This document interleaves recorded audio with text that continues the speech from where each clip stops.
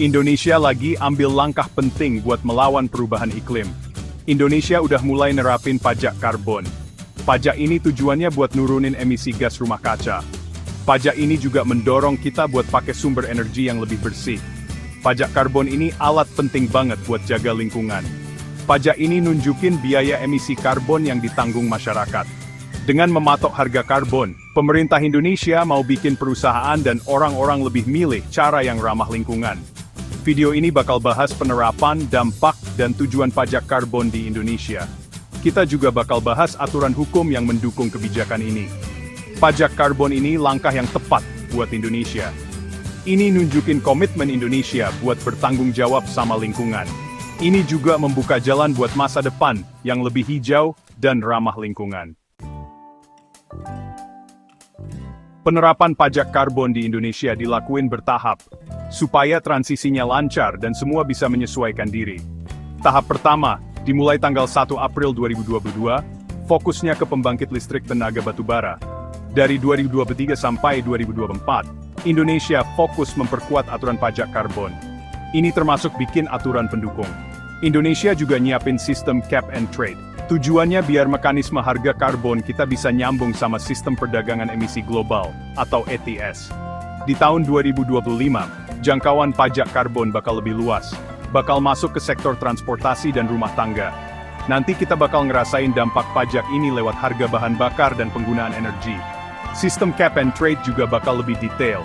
Awalnya fokus ke industri semen, pupuk, baja dan kertas. Kedepannya, di tahun 2026 dan 2027, penerapan ke individu bakal lebih luas lagi. Penggunaan energi rumah tangga dan kendaraan pribadi bakal kena pajak karbon. Pasar karbon wajib juga direncanain buat tahun 2027. Targetnya, tahun 2030, sistem cap and trade udah diterapkan sepenuhnya di semua sektor manufaktur. Strategi bertahap ini ngasih waktu buat bisnis dan masyarakat buat menyesuaikan diri sama aturan baru. Pajak karbon di Indonesia punya dampak besar buat industri dan masyarakat. Buat industri, khususnya yang emisi karbonnya tinggi, pajak ini jadi dorongan kuat buat nurunin jejak karbon mereka. Perusahaan pembangkit listrik tenaga batubara misalnya, sekarang kena pajak karbon Rp30 per kilogram CO2e yang dibuang. Ini biaya yang lumayan besar, jadi mereka mulai cari alternatif energi yang lebih bersih. Pajak karbon juga berdampak ke masyarakat meskipun nggak langsung. Harga bahan bakar misalnya, bakal naik karena pajak karbon.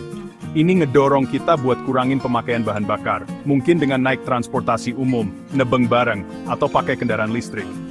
Begitu juga, rumah tangga yang banyak pakai listrik, tagihannya bakal naik.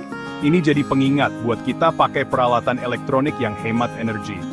Jadi pajak karbon ini mendorong kita semua buat bareng-bareng nurunin emisi karbon.